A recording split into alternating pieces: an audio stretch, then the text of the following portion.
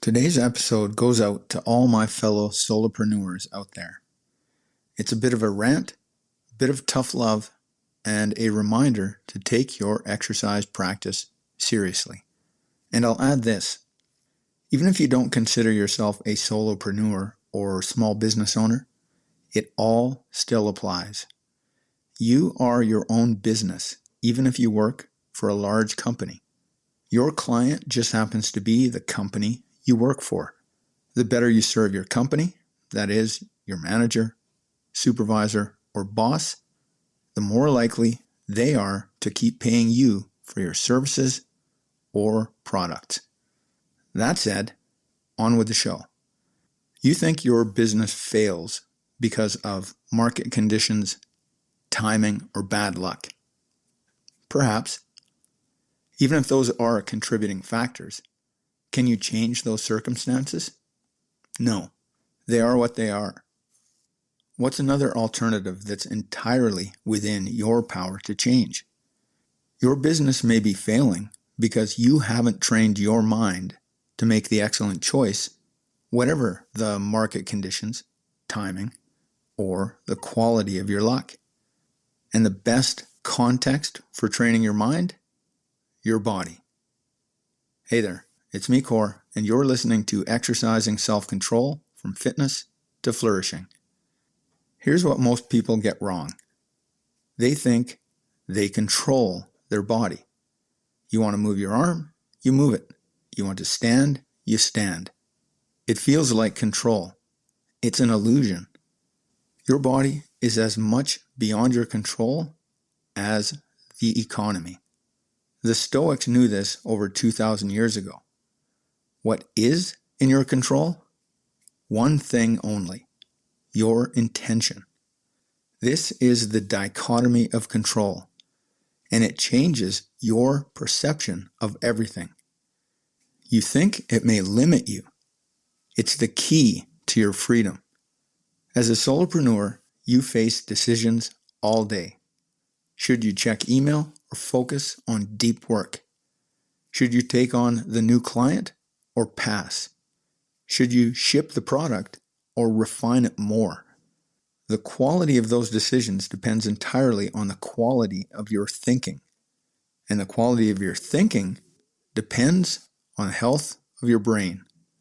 Movement and physical exertion are vital for brain health. To think better, you must move better.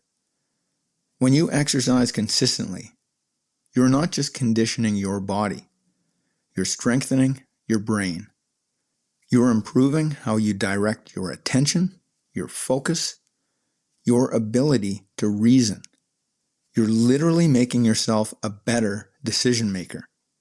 Exercise is the ideal arena to master virtuous self-control because, 1, it's always available. You don't need to wait for the right moment. Your body is at hand, so to speak. 2, the feedback is immediate and honest. You can't lie to yourself.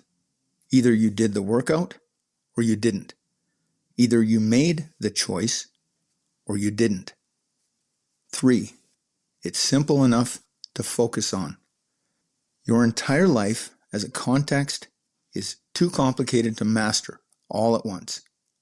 But a consistent exercise practice, that's manageable. That's where you start.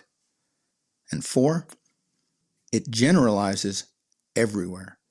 The self-control you build in your fitness practice transfers to your business decisions, your relationships, your finances. You're training your ruling center, your faculty of choice. Never make the mistake of confusing thinking about doing something with actually doing it.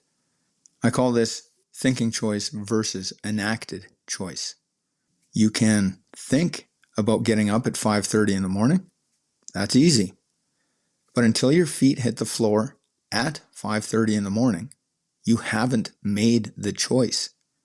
The physical follow-through is the choice.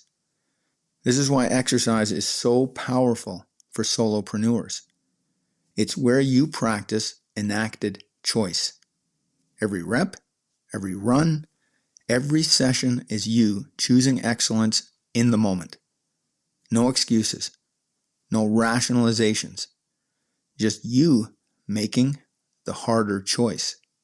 And when you master that, when you can choose the more difficult thing consistently in the gym, you bring that same strength to your business. Here's the thing. It doesn't matter if you get shredded. It doesn't matter if you run a marathon or lift a certain weight. What matters is this. Can you make the excellent choice when it takes more effort? Can you choose to exercise when you're tired? Can you choose the apple when you want the donut? Can you choose to go to bed on time when you want to scroll on your phone? Because if you can't master those choices in the one arena where the options are simplest and the feedback is clearest, how are you going to master the choices that actually build your business? Health, like wealth and reputation, is what the Stoics called a preferred indifferent. It's the material of reality with which you exercise your virtue. The real work isn't getting healthy. The real work is strengthening your character through the practice of making virtuous choices. You don't need a perfect program. You don't need the best gym or the fanciest equipment. You need consistency. Pick something you can actually do, something you'll stick with, something that challenges you but doesn't overwhelm you. Then do it every day.